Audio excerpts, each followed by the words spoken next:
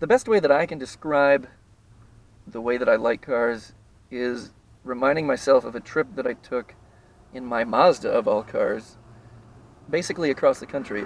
There was something special about being in this tiny little box that could take me absolutely anywhere that I wanted to go.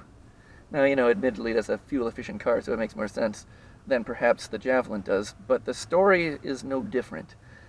But what's unique about these older cars is you have a stronger connection to the car because every inch of this car is something that you yourself can physically work on and bring back to life.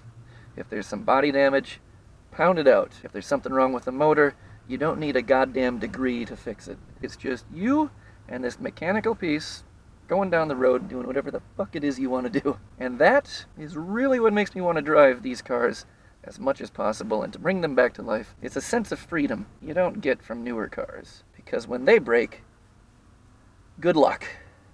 You waxed poetically for a little while there. Was I a little poetic? You just suck at it. I suck at poetry?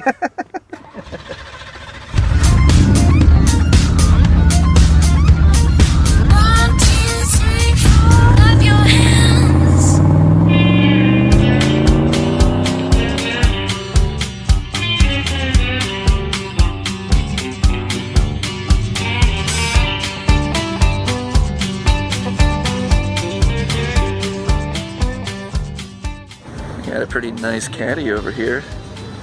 Hey, Bill. Look. What? Look, a Camaro. Oh my God! A Camaro. Dan, I really think you should get a Camaro. I don't know. Kind of like F-bodies. What do you think? You think you should get it? I think I might. It's a Gran Torino. Look at that beautiful car. The real question is, would you have sex in the back of it? Well, yeah. I mean, why wouldn't you? Well, you don't own it yet. No, that's true. Would you have sex in it with that guy behind us after you own it? Oh, and his wife. We just came across another Datsun, and it looks like they're trying to get it to move quick. They want to sell it quick. Why do you suppose that is, Dan? Because it's going to rust before our eyes otherwise.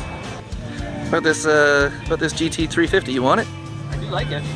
It's pretty nice. I hate admitting that I like Mustangs, but I do like Mustangs. They are really cool cars. The part that we don't like about Mustangs isn't necessarily the cars themselves. It's that everyone on Earth has one. It's like it. It's like the Civic of muscle cars. Well, for instance, Mustang. Oh, look, an F-body.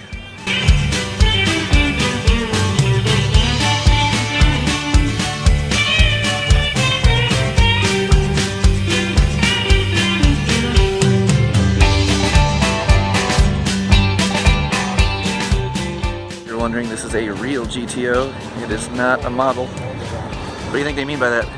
I think they mean that it's a scale 1 to 1. I think you should buy it. I think I should too, but I probably won't. Okay. Is it because it's an F-body? Because it's not an F-body. No, it's because I can't buy more than one, and I've already decided to buy like 10 of them that are here. Oh, it's true. Obviously the Hornet. The Hornet. Do you just mean the Hornet 10 times over? Pretty much. Cool. So we've been here for like 2 hours or so now, and believe it or not, of the 3 Datsuns that are here, not a single one of them has actually rusted away yet. They're all still here. It's unbelievable. We're dicks.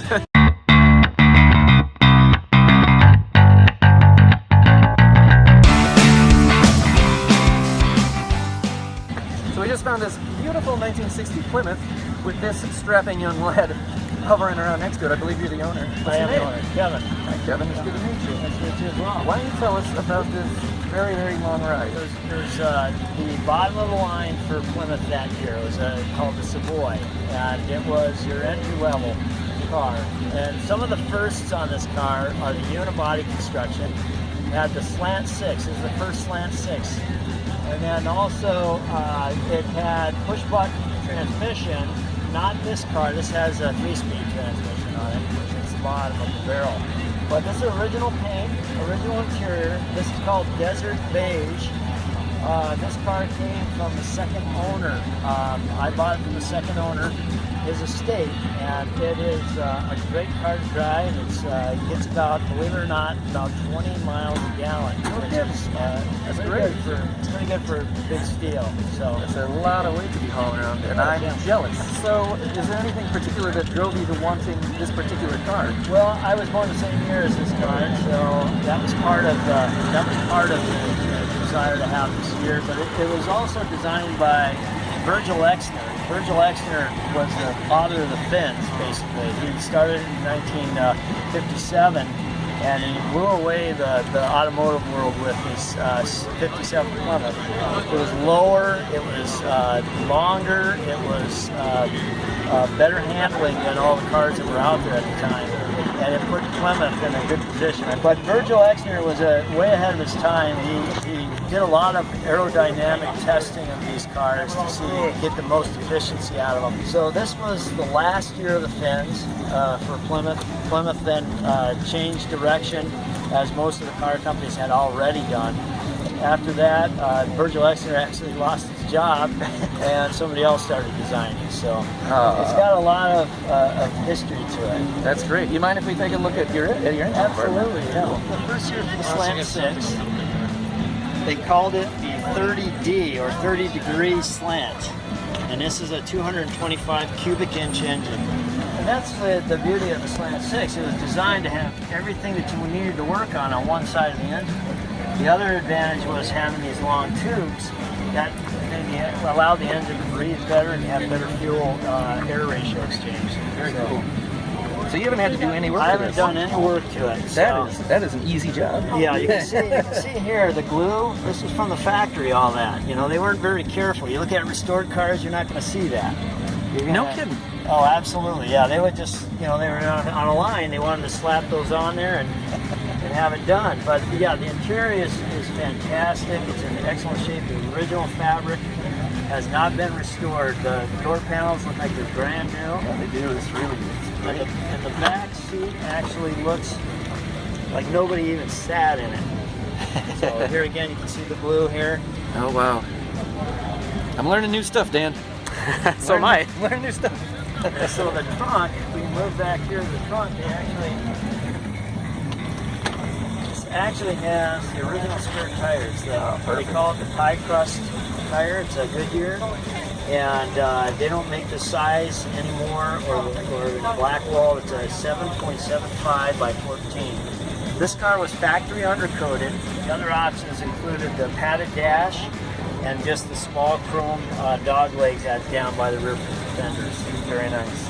Two questions, and they're very, very serious. Number one, obviously, is how many times and how many bodies have you managed to fit in the back? Well, me, myself, none. But in a movie theater, outdoor movie theater, I'm sure there were 5 or 6 people. And obviously, question number two, more important. How long have you had the car? I've had the car only a year. I bought Only a it year. from a second owner's son. That's enough time for you to answer this question of how many chicks? How many Well, chicks? I'm married, so none. Just one. Well, let's say she's not going to watch this. Because I'm going to show it to her. That's right. She got the one girl. The one girl. Yeah. And the one car. This is going to be it. Yeah. Nice. All Well, right. thanks very much for talking to us. You're very welcome. Thank you. Good to meet you. All right, it's good to meet you as well.